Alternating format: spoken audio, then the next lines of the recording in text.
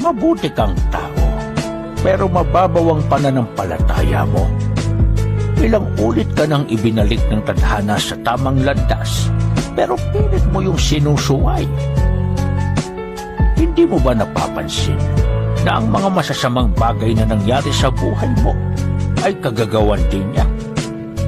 Kung naging malawak lang sana ang pag-iisip mo, hindi na wala ang mga bagay na pinapahalagahan mo ng husto. Hindi pa huli ang lahat. Meron pa rin puwang sa buhay mo ang pagbabago. Ikaw na mismo ang gumagawa ng sarili mong libingan, iho. May panahon ka pang baguhin ito. Tandaan mo, natatalo lamang ang isang nilalang sa oras na magpasya na siyang sumuko.